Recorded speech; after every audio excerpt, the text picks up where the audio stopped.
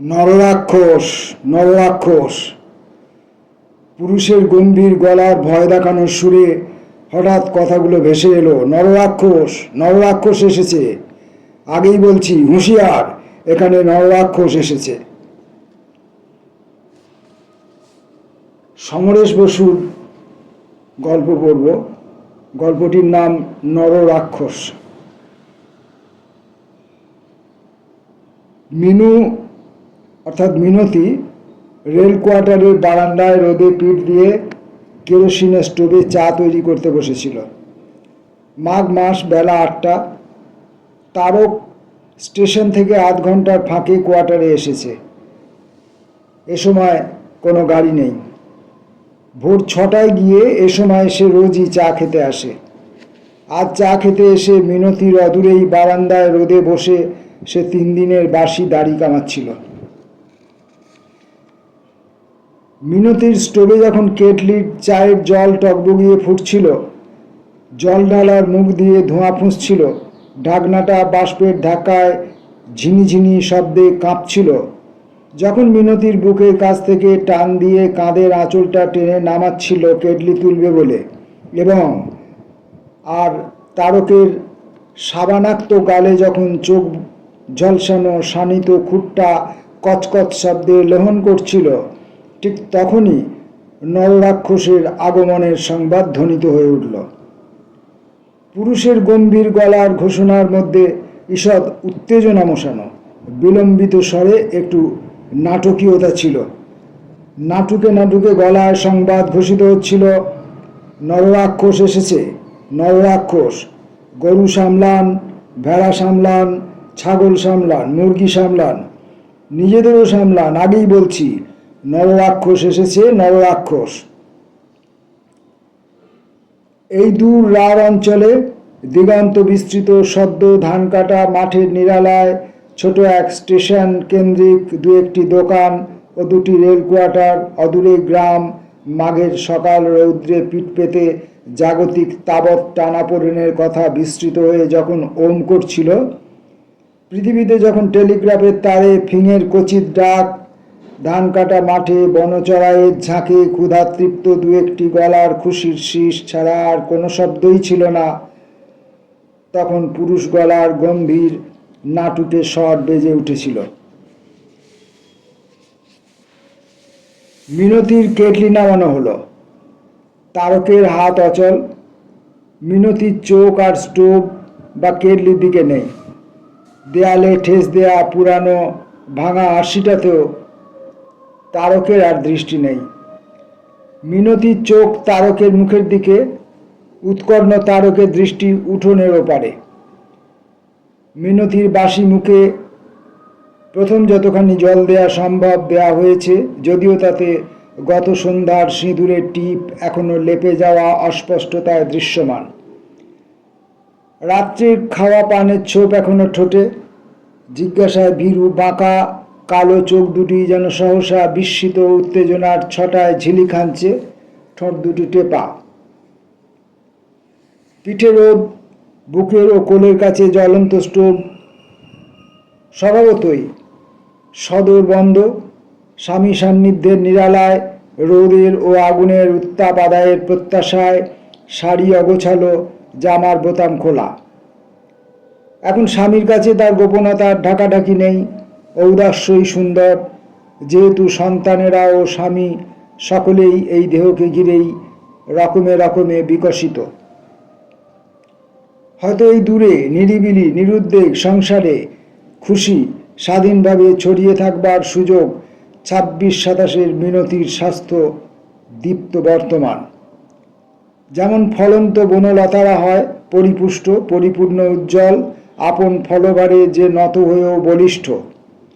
খোলা জামার ফাঁক দিয়ে বুকে যেখানে কয়েকটি রক্তের দাগ দেখা যাচ্ছে, যেন নখে বিঁধে রক্তপাত হয়ে জমে গিয়েছে, আসলে সেটা ছোট মেয়ে 2.5 বছরের কুকুর নখে লাগানো কুমকুমের দাগ। গতকাল সন্ধ্যায় যখন নিজের নখ রাঙিয়েছিল মিনতি, মেয়েকেও তখনই লাগিয়ে দিতে হয়েছিল, এবং কোন ফাঁকে যেন গা খোলা বুকে লাগিয়ে দিয়েছিল, অথচ ওঠানো হয়নি। ডুলে শাড়ির আঁচল ধরে কেটলির দিকে হাত বাড়াতে উদ্যত হয়েও উৎকর্ণ বিস্ময়ে নিশ্চল। তারকের অবস্থাও তথৈবচ। হাড় চওড়া লম্বা শরীরটা অনড়, গায়ে নীল গরম কোটের বোতাম খোলা, তলায় জামা নেই, গেঞ্জিটা দেখা যাচ্ছে, অস্নাত চুল উস্কো খুস্কো, 35-এই জুলফির কাছে কিছু কিছু রূপলি রং ধরেছে। অথচ যদিচ এই নিরুদ্বেগ নিশ্চিন্ততা চোখে মুখের শরীরে নিবিড় হয়ে উঠেছে। উঠোনের দিকে দৃষ্টিতে তার বিস্ময়ের সঙ্গে যেন কোনো এক সুদূরে হারিয়ে যাওয়ার আভাস, যে কারণে সে হতচকিত হয়ে মিনতির দিকে তাকায়নি, আপনাতে হারিয়েছে। তারপরে সহসা যেন মিনতির দৃষ্টি তাকে সচেতন করল।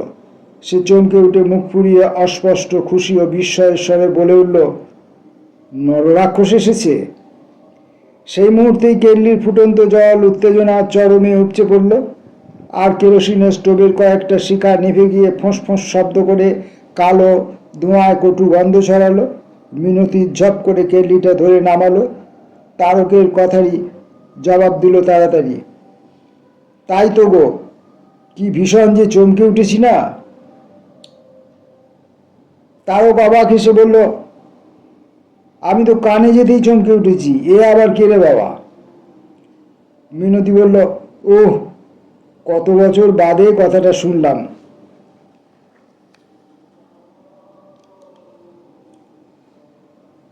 বলে দুজনে দুজনের দিকে তাকালো। দৃষ্টিতে একটি নিবিড়তা ফুটে উঠল, আবেশ যেন নেমে এলো, এবং দুজনেই তারপরে উচ্ছ্বসিত হয়ে হেসে উঠল। তারক বলে উঠল, আশ্চর্য। মিনতি বলল, আমার খুব মজা লাগছে জানো, ওই মেলাতলা থেকে বলছে না তো। তারক বলল, তাছাড়া আর কোত্থেকে বলবে, কাল থেকে তো ম্যাগের মেলা শুরু হয়েছে। গতকাল থেকে স্টেশনের ওপারে রাধাকান্ত জিউর মঠের প্রতিষ্ঠাতা পরমানন্দ ঠাকুরের জন্মতিথি উৎসব শুরু হয়েছে। মাঘী পূর্ণিমা সেই তিথি। তার এখনো কয়েকটা দিন দেরি আছে, ভক্তেরা উৎসব শুরু করে দেয় আগেই। সেই উপলক্ষে প্রতি বছর মেলা। দিনে দিনে মেলা বড়ই হচ্ছে। খাবার আর মনোহারি দোকানের সঙ্গে আস্ত নানান জাদু আর সার্কাসের দল আজকাল ভিড় করে। নররাক্ষসের আবির্ভাব এই বছরই প্রথম। মাইকে সেই ঘোষণাটি চলছে। অন্তত গত 4 বছরের মধ্যে নররাক্ষসের আবির্ভাব হয়নি, এটা তারক আর মিনতি জানে। 4 বছর হলো তারক এই দূর নিরালা স্টেশনে অ্যাসিস্ট্যান্ট স্টেশন মাস্টার হয়ে এসেছে। ছোট মেয়েটির জন্মও এখানেই হয়েছে। 4 বছরের মধ্যে অনেক রকমের খেলা এসেছে, নররাক্ষস আসেনি। একটু বিরতি দিয়ে আবার সেই ঘোমটা বিলম্বিত সুরের নাটুকে গলা ভেসে এলো, নররাক্ষস এসেছে, নররাক্ষস এসেছে, নররাক্ষস ধরবে আর কাঁচা খাবে, হাউ। বাঘের মতো গর্জন করে উঠল মাইকে। মিনতি আর তারক দুজনেই বিস্ময়াবিষ্ট হয়ে এই ঘোষণা শুনতে লাগলো। আবার তাকালো দুজনের দিকে। মিনতির কালো চোখের তারায় যেন ঝিলিক ঝেনে উঠল, দৃষ্টি নিবিড়তর হলো, এবং দুজনেই আবার হেসে উঠল। তারক বলে উঠল, আমার ভীষণ হাসি পাচ্ছে, সত্যি বলছি। মিনতি যেন আচ্ছন্ন নিবিড় হাসি এসে বলল, আর আবার যে কত কথা মনে পড়ছে, তার কথা শেষ হবার আগেই তারক হঠাৎ শশব্যস্ত হয়ে আরশির দিকে ফিরে বলল, ওগো, আর নয়, 8টা বেজে গেল, তাড়াতাড়ি চা করো। সে গালে খুঁড় চালালো।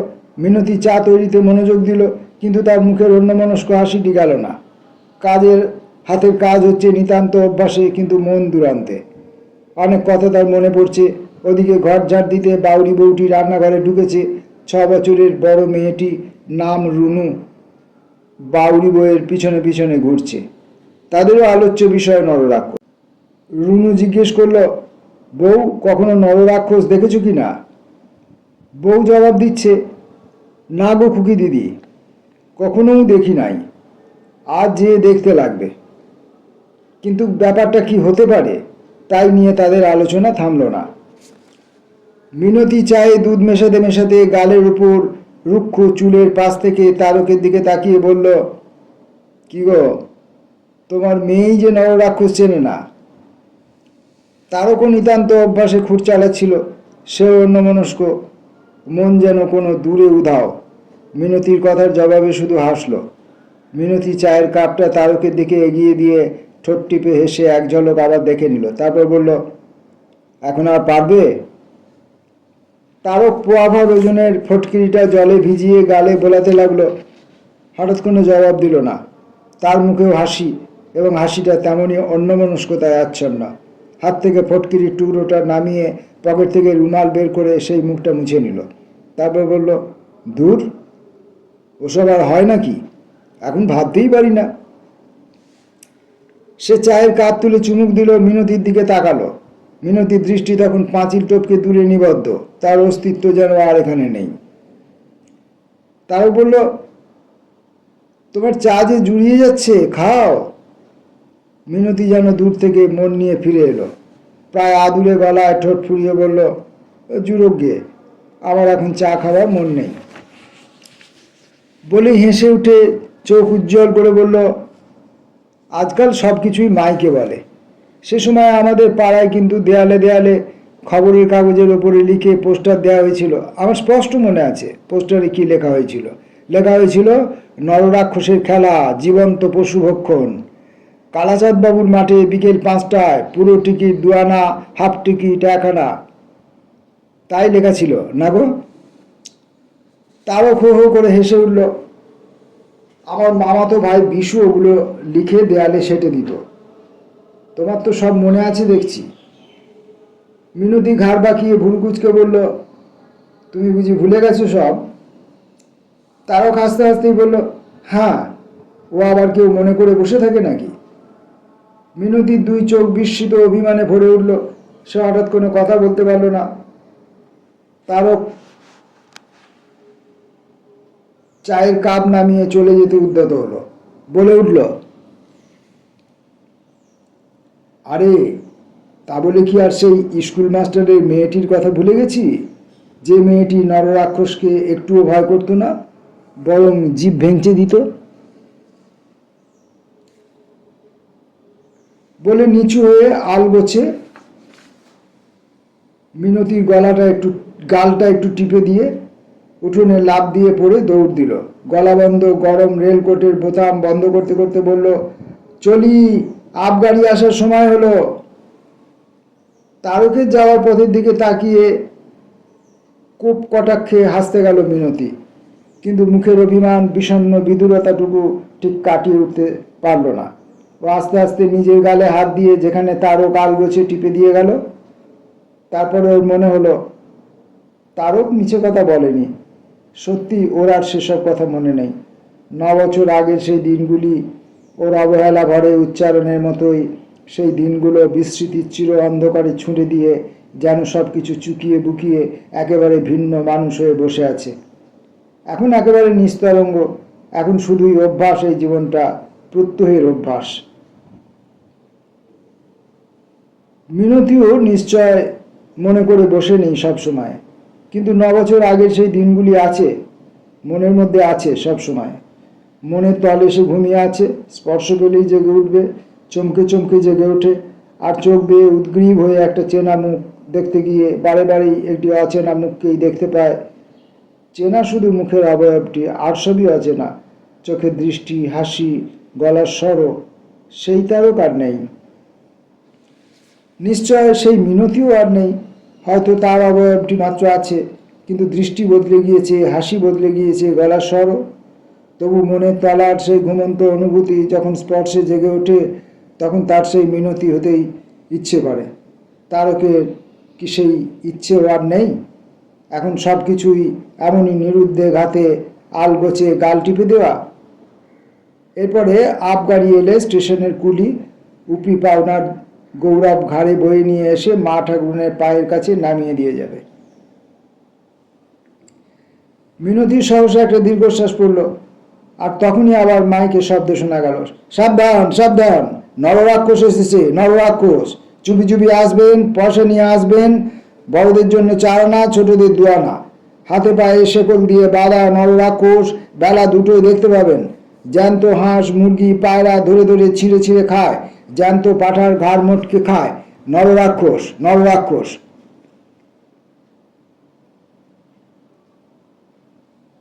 মিনতি ঠোঁট নেড়ে উচ্চারণ করল, নররাক্ষস। তার চোখের সামনে তখন ভাসছে তাদের 24 পরগনা সেই শহরে কালাচাঁদ বাবুর মাঠে চট ঘেরা জায়গা, স্টেজের উপরে দড়ি দিয়ে বাঁধা তারক, উজ্জ্বল রং তারকের, চওড়া বুক তার টকটকে লাল, মুখটাও লাল, চোখগুলো পাকানো, গুটিয়ে পড়া কাপড়ের নিচে পেশলো উড়ুয়ো জঙ্ঘা, দড়ি দিয়ে বাঁধা বলিষ্ঠ হাত, দুহাত দাপাদাপি করছে, হুঙ্কার ছাড়ছে, আর পায়ের কাছে বাঁধা মুরগি তুলে নিয়ে ডানা ছিঁড়ে বুক চিরে রক্ত বের করে দাঁত দিয়ে মাংস ছিঁড়ে চিবুচ্ছে। মুরগিটা চিৎকার করে কক কক কক করিয়ে একেবারে স্তব্ধ হয়ে গিয়েছে। তারকের গালে দুপাশে রক্ত পড়ছে। মিনতি আশেপাশে তাকিয়ে দেখছে। ছোট বড় সকলেই চোখে মুখে যেন একটা আতঙ্কের ছায়া। তারকের হুঙ্কার শুনলেই সব চমকে উঠছে, কিন্তু মিনতির প্রাণে কি একটু ভয় ছিল না? সংসারের সকল জটিলতার মতোই মিনতির চোখের ঠোঁটে সেই মুগ্ধতার হাসি। সবাই যখন ভয়ে জড়সড়, তখন তার মনে হতো বেশ লাগছে বিশুদার পিস্তুত ভাইকে দেখতে। পাড়ার বিশুদার পিস্তুত ভাই তারক ব্যানার্জি মামার বাড়ি কতই তো বেড়াতে এসেছে, কিন্তু নররাক্ষসের খেলা কখনো দেখায়নি, তাই তেমনভাবে কখনো চোখে পড়েনি। ম্যাট্রিক পাস বেকার যুবক, চাকরির ধান্দাটাই আসল। নররাক্ষসের খেলা কোত্থেকে শিখে এসেছিল। আর সেইবারে এসে 6 মাস ছিল বিশুদের বাড়িতে। তখন নররাক্ষসের খেলা 12-13 দিন ধরে রোজ হয়েছিল। মিনতিদের বাড়ি থেকে বেশি দূরে নয় বিশুদার বাড়ি। খেলা দেখার পরেই মিনতি বিশুদার বাড়ি যেত নররাক্ষসের টানে। নররাক্ষসটা যে মুগ্ধ বিস্ময়ে তাকিয়ে থাকতো তার দিকে, হেসে বলতো, নররাক্ষস দেখতে এসছো? ভয় করে না? মিনতি ঠোঁট উল্টে জবাব দিল, নররাক্ষস না ছাই, দিব্যি তো চা খাচ্ছেন। তারক বলল, দেখবে তবে? মিনতি বাঁকা ঠোঁটের উপর দৃষ্টিও তীর্যক উঠল। বলতো, দেখেন না, কি দেখাবেন? বোঝা যেত নররাক্ষসটার 2 হাত যেন মিনতির দিকে এগিয়ে আসার জন্য থরথর করছে। চোখের তারায় ঘিরে আসতো নিবিড়তা। মিনতির উপর থেকে তার সম্মোহনের দৃষ্টি ফেরাতে পারত না। আর মিনতিরও বুকের মধ্যে থরথরিয়ে কাঁপত না? তার সমস্ত শরীর যেন একটা ছিনিয়ে নেবার প্রতীক্ষায়, একটা পেশলো বুকের আকর্ষণে, একটা অসহায় আবেশে দুলে উঠত না? তারপর যখন দেখত নররাক্ষসটার পা সত্যি সত্যি বাঁধা, হাত বাঁধা, লোকলজ্জা আর সংকোচের দড়িতে, শুধু চোখের তারায় অসহায় ব্যাকুলতা, তখন নিজের ইচ্ছায় যেন ঠিক নয় মিনতির জিহ্বা আপনি বেরিয়ে এসে নাক মুচকে দেখিয়ে দৌড়ে পালিয়ে যেত, এবং বাড়িতে পালিয়ে গিয়েও নররাক্ষসের মুখখানি ভুলতে পারত না। কেন? আশ্চর্য! নররাক্ষসটার এমন পশু পাখি ছিঁড়ে খাওয়া দেখে আর সব মেয়েদের মতোই মিনতির গায়ের মধ্যে কেঁপে উঠত না কেন, শিউরে উঠত না কেন? তারকে অন্য সময় সুবেশ যুবকের বেশি দেখা যেত বলে, ওর চোখের নিবিড় তারায় ঘনতায়, মিনতির দিকে তাকিয়ে ওর সেই অসহায় মুগ্ধতায়। কিন্তু তারক তো নররাক্ষস। ওর সেই রূপ দেখেও তো মিনতি যেন একটি আনন্দের উত্তেজনা বোধ করত। অথচ ও ছিল এক স্কুল মাস্টারের মেয়ে। বাবা ছিলেন নিরীহ ভাবুক প্রকৃতির মানুষ, মা ছিলেন শান্ত। যে লোকটি দুর্জয় নিষ্ঠুর হিংস্র দৃশ্যের অবতারণা করে, তার দিকেই কে টেনেছিল ওকে? নররাক্ষসের খেলা দেখতে ওর বাবা মা কোনোদিনই যাননি। মা বলতেন, মানুষ পশুর মতো কাণ্ড করবে, তাই আবার দেখতে যায় কেউ? ছি! অথচ তাদেরই সন্তান সেই নররাক্ষসকে দেখে মনে মনে স্বপ্ন রচনা করেছিল। কি একটা অনুভূতি যে মিনতিকে উল্কার বেগে টেনে নিয়ে গিয়েছিল, আজও তার সঠিক ব্যাখ্যা জানা নেই ওর।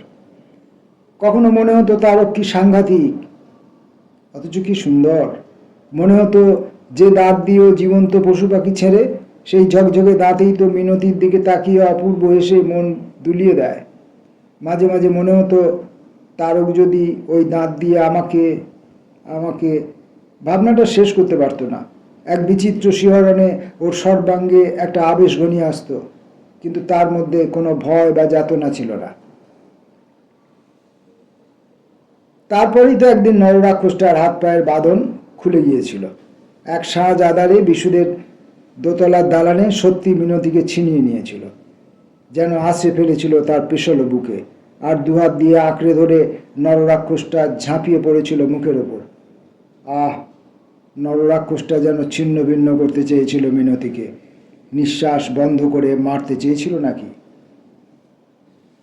তবু তবু সেই যে এক প্রতীক্ষার থরথরানি ছিল মিনতির, সেই যে এক অসহায় আবেশ আবর্তিত হচ্ছিল তারকের বাহুবেষ্টনের মধ্যে, একবার থমকে গিয়ে পর মুহূর্তেই সে যেন এক নামহীন সুধারসে ডুবে গিয়েছিল, অচৈতন্য হয়ে গিয়েছিল যেন। নররাক্ষসটার পেছনে নিঃশ্বাস বন্ধ হয়ে মরতেও যেন সুখবোধ হচ্ছিল। সেই শাহজাদারের পর থেকে কয়েকদিন ধরে শুধু শাহজাদারের প্রতীক্ষাতেই দিনগুলো কাটত। বিশুদের পুরনো সেকেলে বাড়িতে লোক ছিল কম, দেখা সাক্ষাতের অসুবিধে ছিল না। কয়েকদিন পরেই তারকের চুপি চুপি স্বরে উচ্চারিত হয়েছিল, চাকরির চিঠি পেয়েছি, আর তোমাদের সঙ্গে তো আমাদের পাল্টি ঘর, কোথাও আটকায় না, প্রস্তাবটা করে ফেলি। জানি না বলে পালিয়ে গিয়েছিল মিনতি। পরদিনই ঘটকালি করেছিল বিশুদার মা, কোনো বাধা উপস্থিত হয়নি। মিনতির তখন পরিপূর্ণ 18, বাবা মা নররাক্ষসের কাণ্ড দেখতে যাননি, কিন্তু বিয়ের প্রস্তাবে খুশি হয়ে উঠেছিলেন। উদ্যোগী হয়ে তারকের বাবার কাছে ছুটেছিলেন মিনতির বাবা, আর তারক চাকরিতে যোগ দেবার আগেই বিয়ে মিটে গিয়েছিল। পাড়ার বান্ধবীরা মিনতির দিকে তাকিয়ে চোখ বড় বড় করে বলেছিল, শেষে নররাক্ষসী হলি। মিনতি তারকের বুকের উপরে পড়ে বলেছিল, তোমার নররাক্ষসের খেলার কি হবে? তারক এসে বলেছিল, কি আবার হবে, বন্ধুদের সঙ্গে একদিন বাজি ধরে জ্যান্ত মুরগি ছিঁড়ে কাঁচা মাংস খানিকটা চিবিয়ে ফেলেছিলাম, সেই থেকে নররাক্ষস বনে গেছিলাম। ওটা তো আমার পেশা নয়, বন্ধুরা জোর করে ধরলে দেখাতে হয়। একটু থেমে আবার বলেছিল, জানি তোমার বাবা মা পছন্দ করেন না, তোমার বাবা বলেছেন ও খেলাটা যেন আমি কোথাও আর দেখাতে না যাই, আর যাবও না। মিনতি হতাশ বিস্ময়ে বলেছিল, কেন? বেশ তো লাগে, খেলা দেখাবে, তার আবার ভালো মন্দির কি আছে?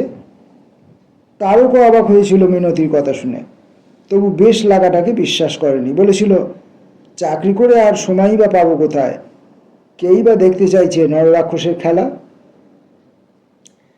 তারক কোনোদিন বুঝতে পারেনি মিনতির মনটা বিমর্ষ হয়েছিল, আর বিমর্ষ হবার কোনো যুক্তিসঙ্গত কারণও নিজে খুঁজে পায়নি মিনতি। তারপরে অফিসে বন্ধুদের তাগিদে দু একবার দেখিয়েছিল বিয়ের প্রথম বছরে, আর নয়। একসময় এসেছিল বদলির ধাক্কা, 3 ঘাটে জল খাবার পর দূর রাড়ের এই স্টেশনে এসে আপাতত নগর বাঁধা হয়েছে। কিন্তু নররাক্ষস, সে তো কবেই গিয়েছে হারিয়ে। আজ আবার এ কোন নররাক্ষস এলো? কার বার্তা ঘোষণা হচ্ছে এই মাঘের সকালে? ওই মা, আপনকার চা যে কখন জুড়িয়ে যাইলেন, মার ঠাকুরুন খাবেন নাই? জি বাউরি বউয়ের কথায় চমকে উঠল মিনতি। তাই তো, চা পড়ে রয়েছে, ঠান্ডা হয়ে যাচ্ছে। অমন নেশার জিনিস ঘুম থেকে উঠে মুখে না দিলে রাতের জড়তা কাটে না, তাই ভুলে বসে আছে।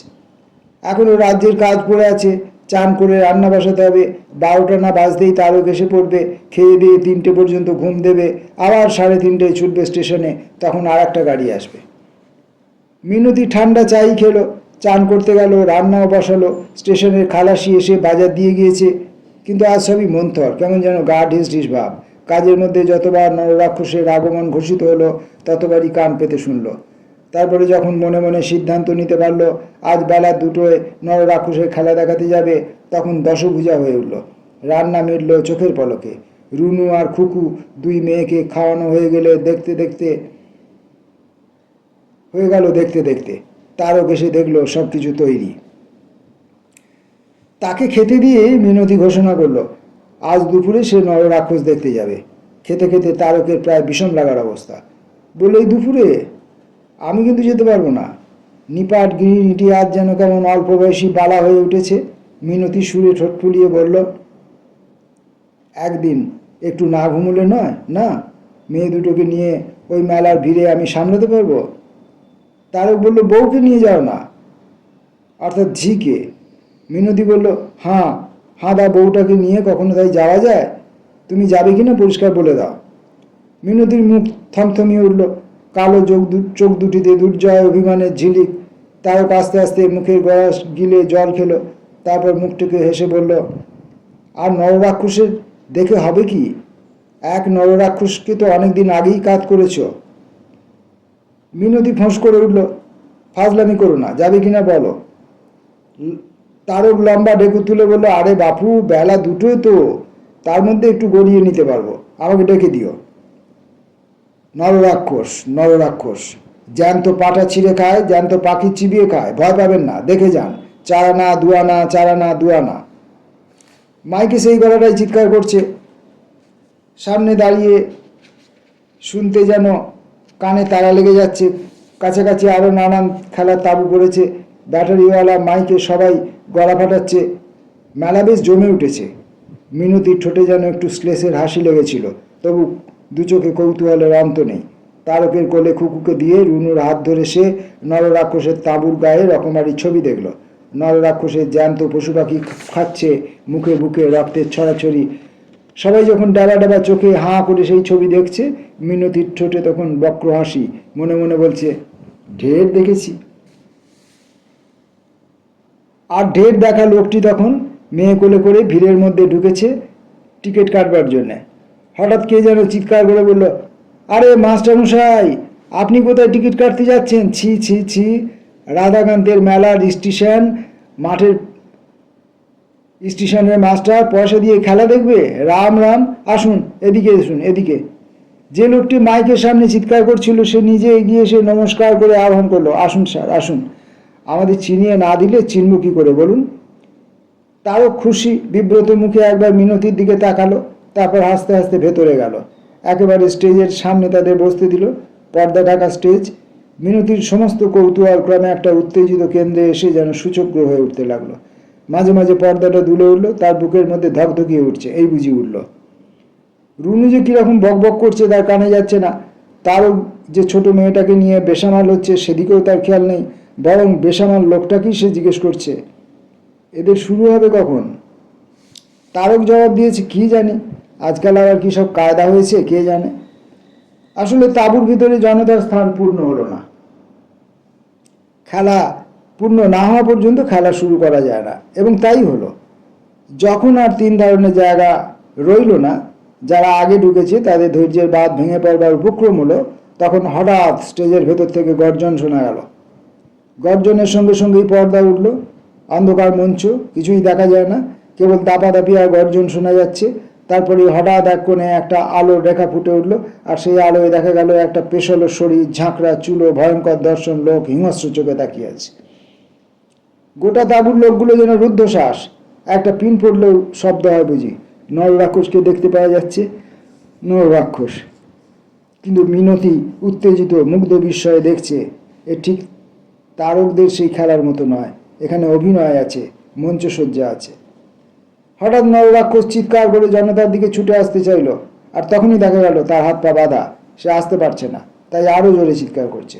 সেই সময় একটা গলার স্বর শোনা গেল, কিরে রাক্ষস, তোর খিদে পেয়েছে? নররাক্ষস চিৎকার করে সম্মতি জানাতেই একটি জ্যান্ত মুরগি এসে তার হাতের সামনে পড়ল। মুরগিটা চিৎকার করে উঠল, কিন্তু মুহূর্তে তাকে ছিঁড়ে চামড়া ছাড়িয়ে লাল দগদগে মাংস দাঁত দিয়ে ছিঁড়তে লাগলো রাক্ষস, আর সেই সঙ্গেই গর্জন।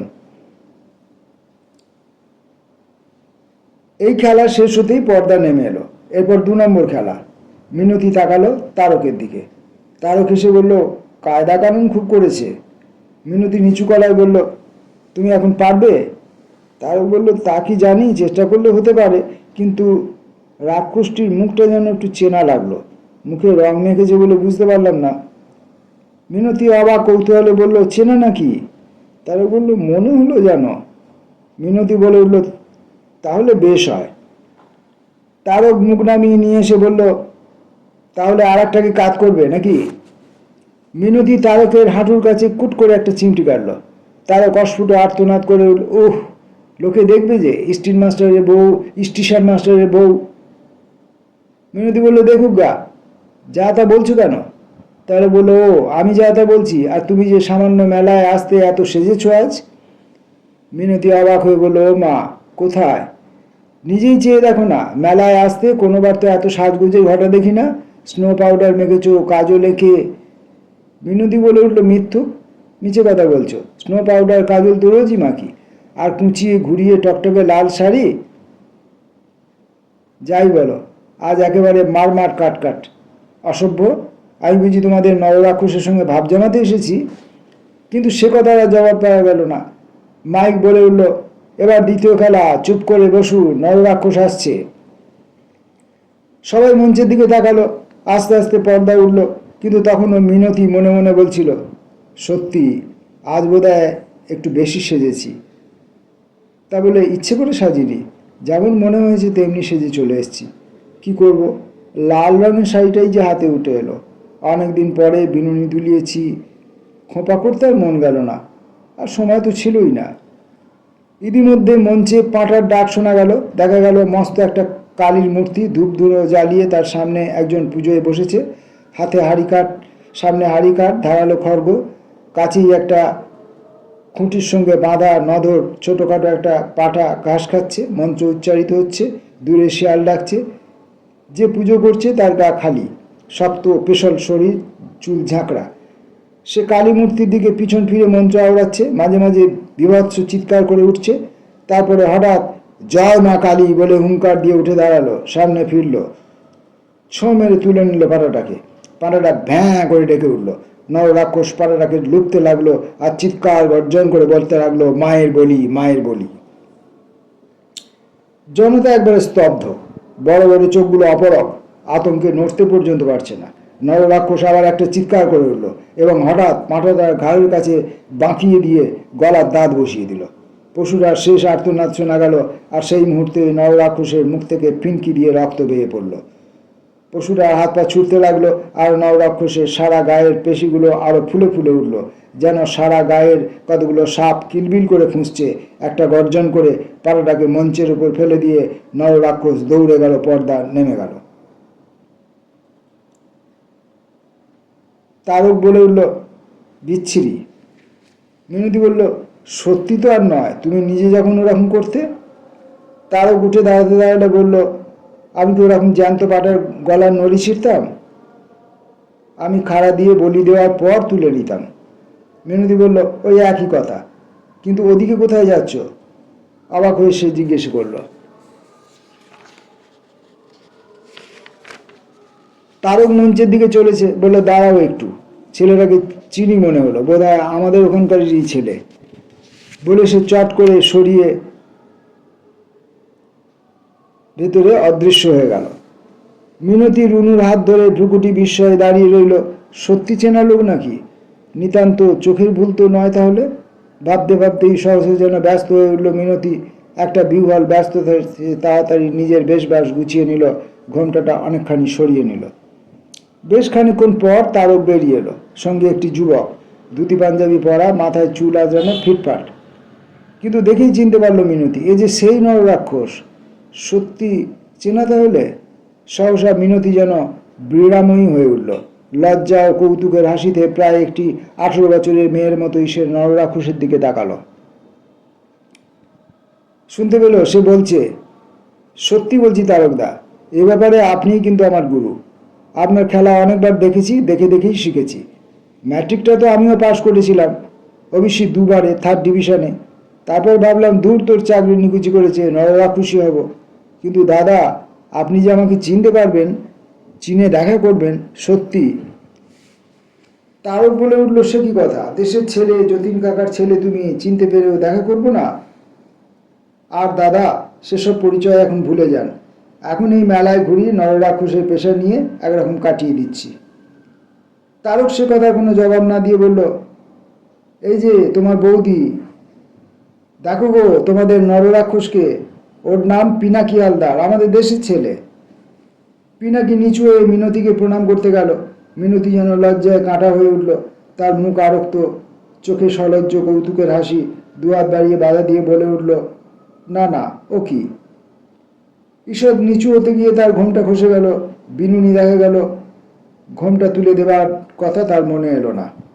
পিনাকি বলল, তা বললে কি হয় বৌদি, তারকদার বউ আপনি। বউবাদে পরিবেশন করতে গিয়েছিলাম, সে কথা ভুলে গেছেন? তারক বলে উঠল, তার উপরে আবার নররাক্ষস দাদার বউ। বলেই মিনতির বাধা ডিঙে ঝপ করে পিনাকি একবার পা স্পর্শ করে নিল।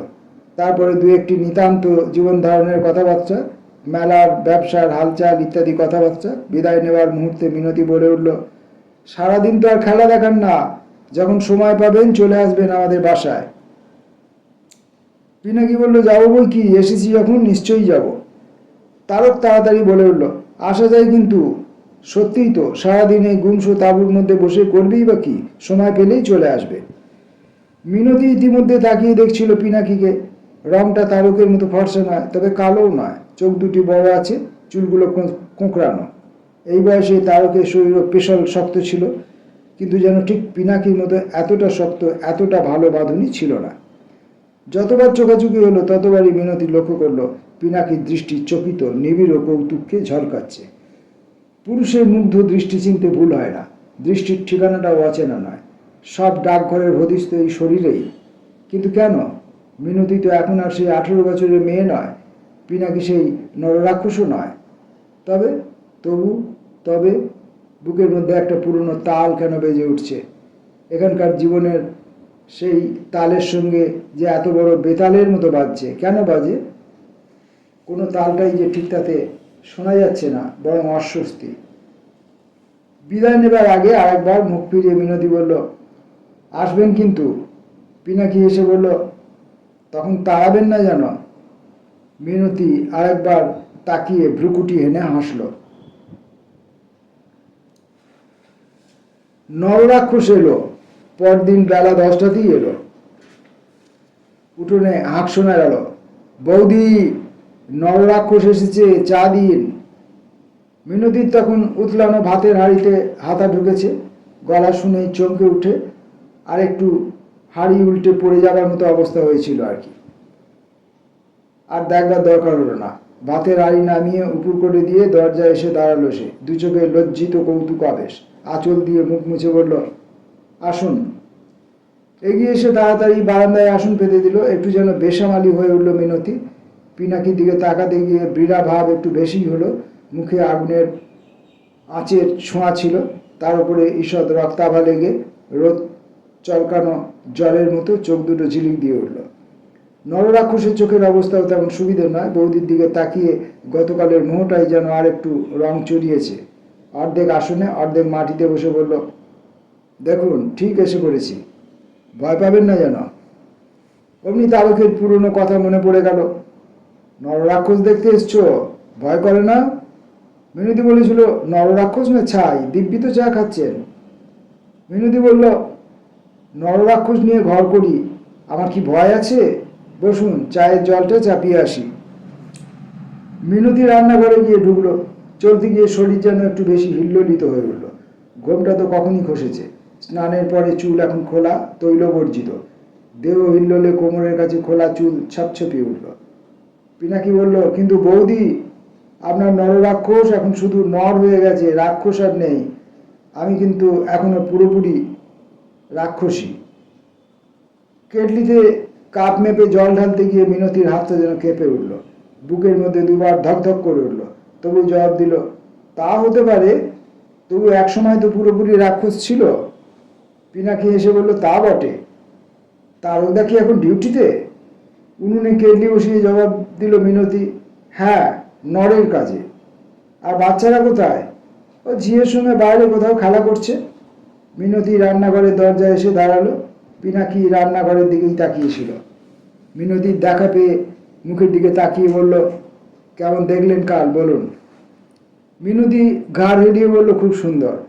আপনার দাদা আপনার মতো কলা কৌশল করতেন না। পিনাকি বলল, কি করবো বলুন, এখন কলা কৌশল না করলে কেউ ভোলে না, সোজা জিনিস কেউ দেখতে চায় না। মিনতি বলে উঠল, তাতে জমে ভালো। কথাটা বলে ফেলেই আরক্ত হয়ে উঠল মিনতি। পিনাকির সঙ্গে চোকাচুকি হতেই লজ্জা বসে তাড়াতাড়ি রান্নাঘরের মধ্যে গিয়ে ঢুকলো সে। আড়ষ্ট হয়ে দুহাত কোলের কাছে জড়ো করে দাঁড়িয়ে রইল। পিনাকিরও কয়েক মুহূর্ত কোনো সারা শব্দ পাওয়া গেল না। একটু পরে নিচু উচ্ছ্বসিত গলা শোনা গেল, কথাটা খুব মোক্ষম বলেছেন বৌদি। একলা ঘরে মিনতির লজ্জাটা আরো বেড়ে গেল। সে হঠাৎ জিভ কেটে অস্ফুট উচ্চারণ করল, ছি।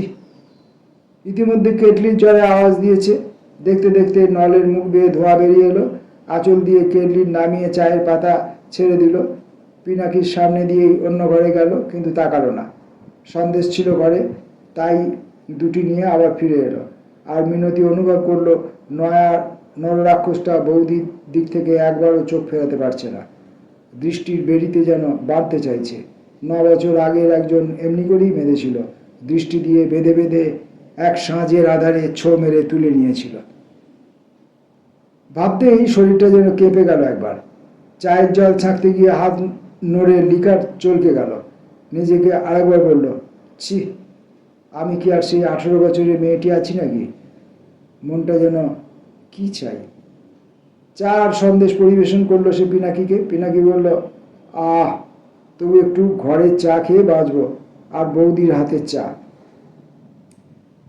মিনতি তখন নিজেকে অনেকটা সামলে নিয়েছে। বলল, কেন, নিজের নররাক্ষসীটিকে কোথায় রেখে এসেছেন? পিনাকি সন্দেশ সে কামড় দিয়ে অবাক হয়ে বলল, নররাক্ষসী? সে আবার কে? কেন, বউ?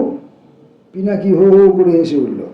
মেলায় মেলায় ঘুরে বউ জোটাবার আর সময় কোথায় পেলাম? কথা শেষে একটা দীর্ঘশ্বাস পড়ল পিনাকি।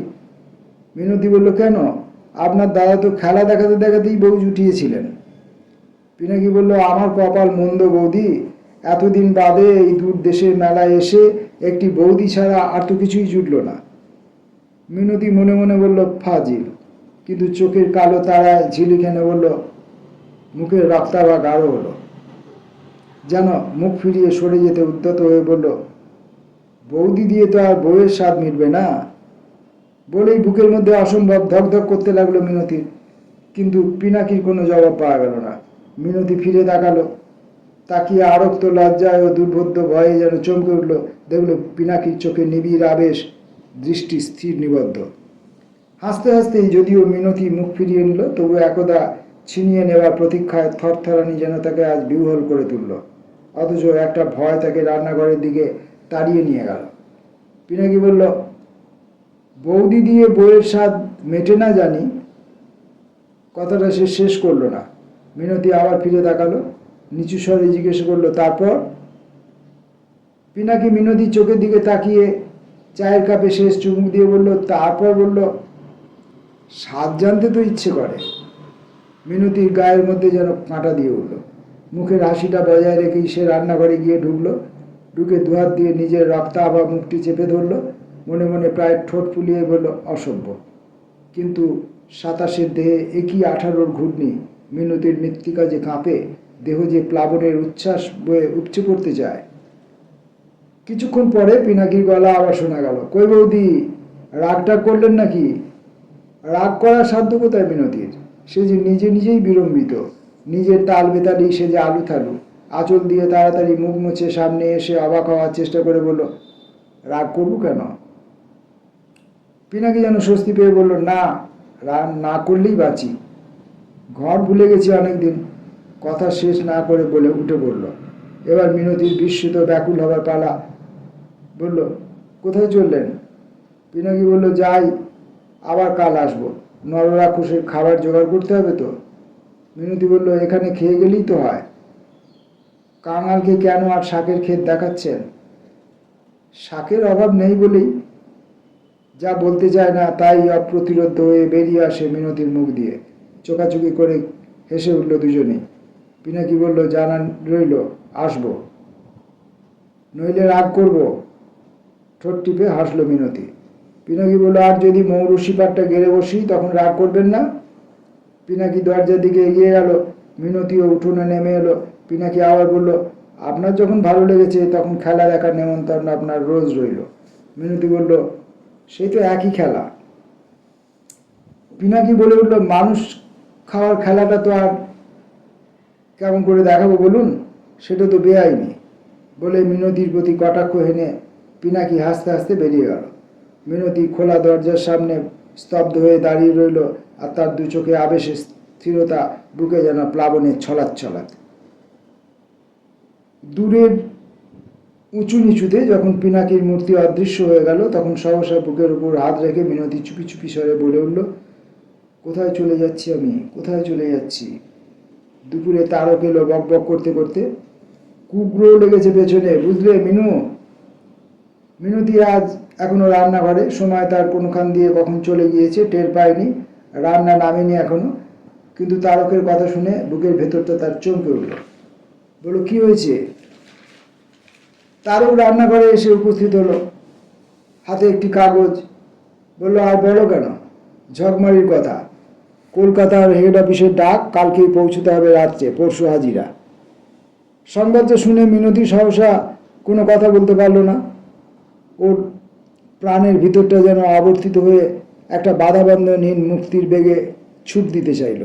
আর একটা মুগ্ধ বিস্ময়ের ঘোর ওর ভিতরে চুপি চুপি বলে উঠল, এ কিসের ইঙ্গিত? কিসের? চোখের সামনে পিনাকির ঝকঝকে সাদা দাঁতের হাসি মুখটি ভেসে উঠল। তারক তখনও বলে চলেছে, তার মানে বুঝলে তো, আবার কুগ্রহ, আবার অন্য কোনো ঘাটের জল খাওয়াবে বাপু।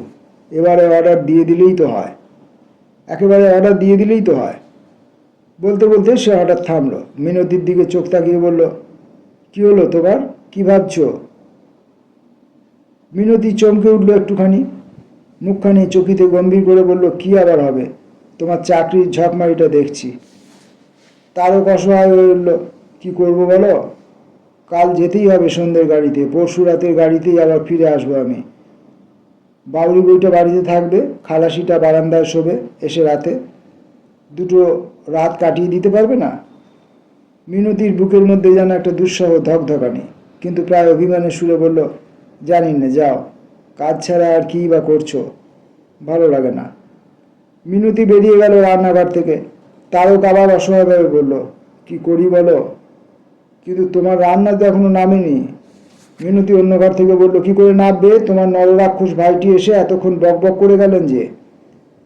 তারও বলে উঠল, পিনাকি তো, ও তো এখন স্টেশনে গেছিল আমার সঙ্গে দেখা করতে।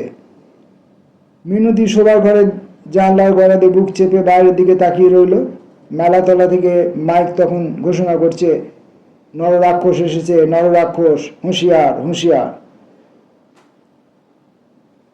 পরদিন বেলা 10টায় আবার এলো নররাক্ষস। তারকের কলকাতা যাওয়ার বিষয়ে বলা বলি করতে করতে পিনাকি একসময় বলে উঠল, বলেন তো রাতে এসে পাহারা দিতে পারি। মিনতি আরক্ত মুখে চোখ ঘুরিয়ে বলল, নররাক্ষসের পাহারা? ভরসা আছে কিছু? কিসের ভরসা চান? মিনতি ঠোঁট চিপে হেসে বলল, বুঝে নিন। পিনাকি এক মুহূর্ত মিনতির চোখের দিকে তাকিয়ে বলে উঠল, বুঝেই নিলাম। মিনতি দাঁত দিয়ে ঠোঁট কামড়ে ধরে চকিতে একবার পিনাকিকে দেখে নিল, বলল, তাহলে আসবেন। বলতে বলতে মিনতি রান্নাঘরে গেল। তার যেন নিঃশ্বাস আটকে এসছিল, যেমন 9 বছর আগে তারকের এক একটা হাতে কথায় আসত। কিছুক্ষণ পর পিনাকির গলা আবার শোনা গেল, একটা সত্যি কথা বলবো বৌদি? বলুন। আপনার বৌভাতের সময় যেরকম চেহারা দেখেছিলাম এখনও সেরকমটি আছেন। তাই নাকি? হ্যাঁ। মিনতির যেন নেশা লাগলো, একটা মাতালের আবেশ তার সর্বাঙ্গে। সে যে সেই মিনতিই আছে, সেই পূর্ণ 18 বছরের মিনতি, নইলে আজ সকল দিক থেকে মনে প্রাণে ভাষায় ভঙ্গিতে সেই মেয়েটি তার মধ্যে উদয় হচ্ছে কেন? হঠাৎ দরজায় ছায়া দেখে সে চমকে উঠল, দেখল রান্নাঘরের দরজায় পিনাকি। মিনতির মনে হলো সেই ছিনিয়ে নেবার প্রতীক্ষা থরথর করছে তার বুকে। পিনাকির দিকে তাকিয়ে তার মাতাল চোখ যেন ভীরু হয়ে উঠল সহসা। কিন্তু পিনাকি গাঢ় নিচু স্বরে বলল, যাচ্ছি। পিনাকি ফিরে যায় দেখে মিনতি যেন অপ্রতিরোধ্য বেগে এগিয়ে গেল, নিজের থেকেই বলে উঠল, পাহারার কথা মনে আছে তো? পিনাকি বলল, সেই কথা মনে রেখেই তো এখন তাড়াতাড়ি যাচ্ছি। তাহলে রাত্রের খাওয়াটাও এখানেই না হয়? পিনাকি বলল, তাহলে অনেক ভাগ্য, বহুদিন বাদে কাঁচা মাংসের বদলে নররাক্ষসের দুটি ঘরের অন্ন জুটবে। পিনাকি চলে যেতেই মিনতি শোবার ঘরে এসে বিছানায় লুটিয়ে পড়ল। তার রক্তধারায় একটা উন্মত্ত কলরোল বাজছে, বুক চেপেও সে শান্ত করতে পারছে না। রাত্রি প্রায় 12টা। ডাউন প্যাসেঞ্জার ট্রেনটা চলেছে প্রায় ছ্যাঁকড়া গাড়ির মতো। সেকেন্ড ক্লাস কামরায় তারক জড়সড় হয়ে গুটিয়ে শুয়ে রয়েছে, বোধহয় ঘুমোচ্ছে। মাথাটা তার মিনতির বিছিয়ে রাখা কোলের ওপর। উল্টো দিকের গদিতে খুকু আর রুনু ঘুমোচ্ছে। কামরায় আর কেউ নেই। গাড়িটা এমনিতেই প্রায় ফাঁকা, সেকেন্ড ক্লাস একেবারেই ফাঁকা। তারক কাত হয়ে শুয়ে আছে, ক্লান্ত, কপালের রেখাগুলো গাঢ় হয়ে উঠেছে। মিনতি দেখছে, তার একটা হাত তারকের কাঁধের উপর, আরেকটি হাত গাড়ির জানলায়। মিনতি তারকের ঘুমন্ত মুখের দিকে দেখছে, কিন্তু চোখে যেন ঘুম ঘুম ভাব। সেও বড় ক্লান্ত, যেন একটা যুদ্ধ জয় করে ফিরছে, দুঃসহ যুদ্ধ। 18 বছরে ফিরে গিয়ে আবার 27 প্রত্যাবর্তন, প্রাণান্তকর যুদ্ধ। বিকেলের শেষ মুহূর্তে তারকের জিনিসপত্র গুছিয়ে দিতে গিয়ে দুর্জয় হয়ে উঠেছিল সে। থাকতে পারবে না, তারককে ছেড়ে এক রাতও সে কিছুতেই কোথাও থাকতে পারবে না। সব নারুরাক্ষসী যে আসলে নর হয়ে ঘর বাঁধতে চায়, একটি ঘর, একটি নিবিড় করে, ঠিক এই মানুষটার মতোই। পিনাকির স্বপ্ন যে একদা তারও খাবো, সব সব সব পিনাকির মধ্যেই সেই স্বপ্ন। তবে 9 বছর ধরে নিঃশ্বাসে নিঃশ্বাসে, সুখে দুঃখে যে মানুষটি মিনতিতে একান্ত হয়ে আছে, তাকে কেন ফাঁকি দেবে সে? সে যেন দেখতে পেল নররাক্ষসটা রেল কোয়ার্টারের বন্ধ দরজার কাছে এসে ফুঁসছে। দুঃখ, ঘরের অন্ন তাকে দিতে পারল না মিনতি। দিতে গেলে জীবনের একটা পুনরাবৃত্তির পাপ তাকে করতে হতো। পুনরাবৃত্তিতে কি লাভ? পিনাকি যেন তারকের মতোই নিজের মিনতিকে সংগ্রহ করে নেয়। তারকের দিকে তাকিয়ে সহসা মিনতির বুকটা টনটন করে উঠল। জানলা থেকে হাত সরিয়ে নিয়ে এসে বসল। তারক বোধহয় ঘুমায়নি। সে তার গালের উপর রাখা মিনতির হাতের ওপর নিজের একটা হাত রাখল, একটু চাপ দিল, গভীর নিঃশ্বাস ফেলল।